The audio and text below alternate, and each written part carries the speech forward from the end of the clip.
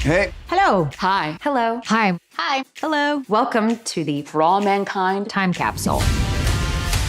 The first season of For All Mankind kicks things off in 1969 with the world watching as the first man lands on the moon.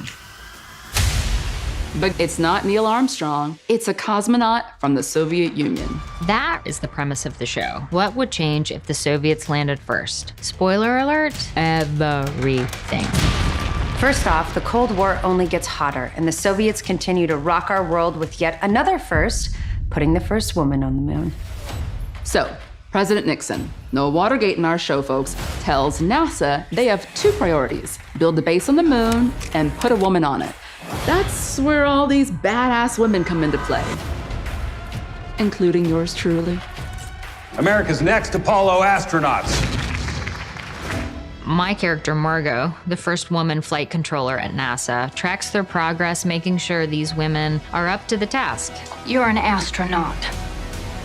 And for my character, Ellen, certain things have not progressed far enough. And Ellen still needs to hide her sexuality or risk her career and this incredible opportunity. But against all odds, this crew of amazing women knew they had to carry on, and carry on they did, with my character, Molly Cobb, Smile? taking her place on Apollo 15 Maybe don't smile. and becoming the first American woman in space. Which is a milestone moment she embraces with every ounce of her typical enthusiasm. People cheering. They haven't done anything yet. Okay. But she does discover lunar ice, which brings humanity one step closer to living on the moon. Houston, are you getting this on screen? That discovery leads to the creation of Jamestown, first NASA base on the moon. How about that? We're on the moon to stay. Things start to get crazy when Apollo 23 explodes on the launch pad, stranding Ed, Gordo, and Danny on Jamestown with no plan of return. There's trapped, and then there's stuck on the moon and gonna die trapped. And as a result of this, Gordo starts losing it big time. Hey, what's wrong? You saw what? There's an ant in my spacesuit suit. I can feel him. Calm down. Get my helmet off. Get off. If NASA were to find out about Gordo's antics, it's over for him. So, to protect Gordo, Danny heroically breaks her own arm, so Ed can send him back to Earth with her, and NASA will be none the wiser. That's crazy. You literally broke your own arm? Hey, a hero's gotta do what a hero's gotta do. That is true, but that also means Ed is now stuck out on the Jamestown moon base completely alone. Back on Earth, Margot takes Aleda Rosales under her wing Oh my God. Congratulations. as NASA continues to work towards getting Ed home. Meanwhile, Ed's wife Karen is home with Shane, their young son. Go to your room. Stressed, not knowing when Ed will return, Karen is stretched thin and distracted. What's going on? Ma'am, I'm afraid there's been an accident. Devastated, Karen is forced to make the most difficult call of her life. Karen?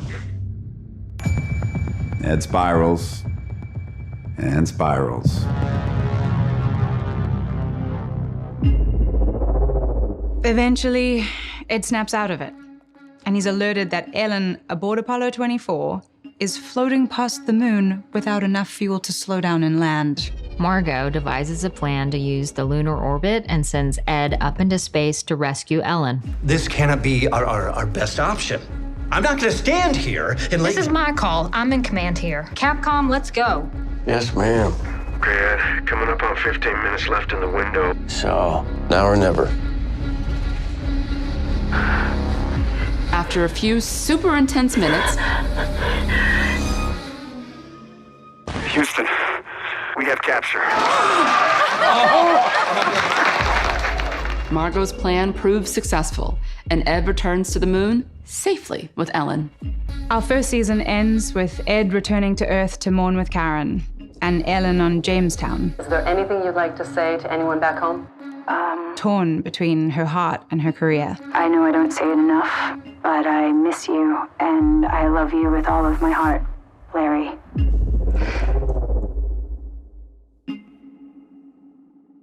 Oh, wait, not so fast. We also launch a huge rocket out of the ocean.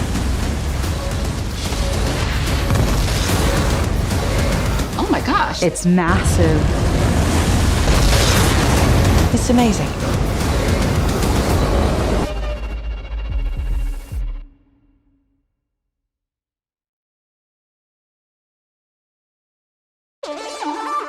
This is Jamestown Actual. Enjoy the show, everyone.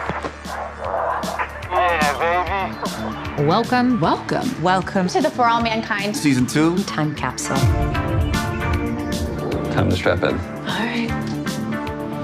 Welcome to the 1980s. Karen now owns the outpost, the famous astronaut watering hole, and Kelly, the daughter she and Ed have adopted, works there with her. But when Kelly tells Ed and Karen that she wants to join the Navy, Ed is furious, terrified at the thought of losing another child. The answer is no. Dad, I get to have... End of story.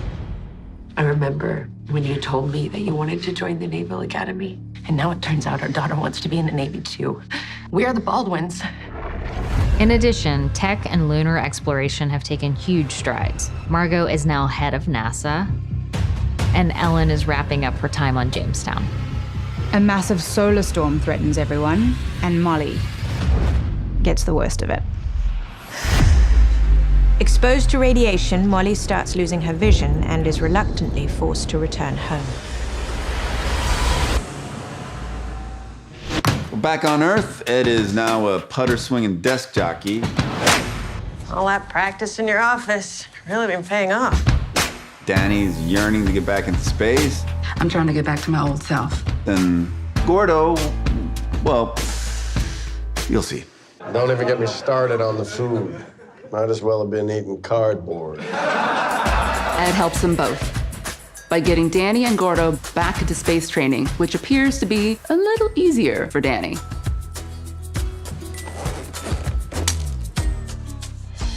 While Gordo was expanding, his now ex-wife Tracy is a hero and has become something of a celebrity, traveling back to a now much larger Jamestown base.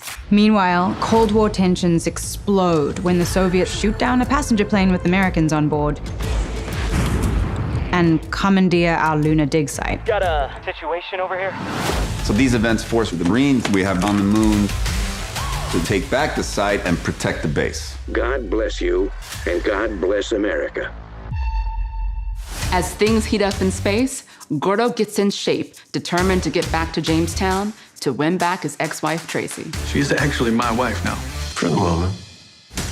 And Ed finally gets out from behind the desk to prepare for his mission aboard the Pathfinder. Meanwhile, NASA and the Soviets create an uneasy alliance to prove there is peace between the two, working together to make a connection in space. But some of us To our shared secrets. make more of a connection than others. And speaking of more than an alliance, Ellen manages a reconnection of her own with Pam. Would it be weird for us to get a drink sometime? I mean, it would be nice. And Karen, well, she finds comfort in the outpost basement with Danny Stevens. Come on. What? Ooh. I can't. I just can't. Yes, she does. Get it, Karen? Yes. Seriously? Gordo's son. Anyway, while sparks fly on Earth, gunshots are raining down on Jamestown. A stray bullet hits the cooling pump of Jamestown's nuclear reactor, and it's only a matter of time before it explodes, killing everyone on the moon. And it's my character, Aleda Rosales. Yep, that's young me with Margot, except that doesn't go so well. Maybe I could stay with you. I'm sorry. I shouldn't have asked. Which led to... I can offer you a job at NASA. Ah, poor little Mexican girl. You know, she got a big job at NASA because Margot Madison took pity on her. I didn't come here out of pity. Guilt's a close cousin. Yeah, not great, but it gets better. Yeah! What I'm really trying to get to is she's the one who notices the message from Gordo that Jamestown is under attack. Hello? Hi. And this leads to a powerful, pivotal moment for Gordo and Tracy. The nuclear reactor's control computer has gone offline. What can we do? Together again, they make their final stand and save Jamestown. You will be missed. At the same time, Danny goes rogue and disobeys direct orders to abort her mission. She docks with the Soyuz, and peace is restored. The handshake in space has become a handshake to save the world. President Reagan was so moved by the images that it inspired him to reach out his own hand in peace. Our final shot of season 2 gives us a tease of what's to come in season 3. Hint, hint. This leaves one key question. Whose boots are they? I guess you'll have to find out.